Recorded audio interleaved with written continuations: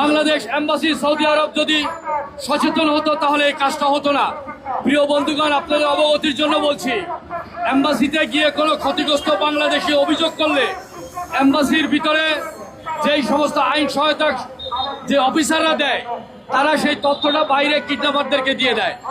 সেখানে আছে মামুনুর রশিদ নামের একজন, যার কাছে গিয়ে আমি যদি কোনো অভিযোগ দিই, সেই মামুন কিডন্যাপারদেরকে বলে দিবে তোমার নামে অভিযোগ দেওয়ার জন্য অমুক নামের অমুক লোক আসছে। তখন সেই কিডন্যাপার কি করবে? আমাকে নিয়ে মিথ্যা মামলা দিয়ে সৌদি আরবের জেলে প্রবেশ করিয়ে দিবে। তার বিরুদ্ধে কোনো অভিযোগ দেওয়ার মতো লোক থাকবে না। তারা একটা মাফিয়া গ্রুপ সেখানে কাজ করছে। এবং লেবার কাউন্সিলরের কাছে গিয়ে যেন ক্ষতিগ্রস্ত কোনো প্রবাসী অভিযোগ করে, সে বলে আপনি আউটপাস নিয়ে দেশে চলে যান। তোমার মতো অপদার্থ লেবার কাউন্সিলর তো সেখানে প্রয়োজন নেই। প্রবাসীরা বিপদে পড়লে তোমার কাছে যাবে, তুমি সৌদির সাথে কথা বলে আমার পাওনা নিয়ে দেবা, আমার চাকরির ব্যবস্থা করবা।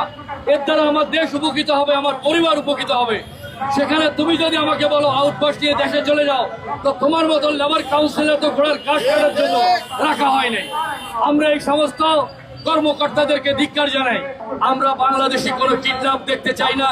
আমরা কিডন্যাপার গ্রুপদেরকে আমরা মনে করি প্রতিহত করার জন্য এম্বাসি এগিয়ে আসবে।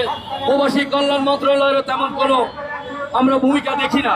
বাংলাদেশ সরকারের কাছে আমরা দাবি রাখি যে আমাদের মহাসিন, যাকে গুম করে খুন করা হয়েছে, আর যে খুনি মোর্শেদ, সুলতান এবং অন্য যারা আছে, আব্দুল্লাহ সহ, আমরা আফেল, এদেরকে আমরা আইনের আওতায় এনে বিচার দেখতে চাই সৌদি আরবের মাটিতে। এবং সাথে সাথে বাংলাদেশে যারা ভেঙে আসছে তাদেরকেও আমরা মামলা দিয়ে আইনের আওতায় আনবো।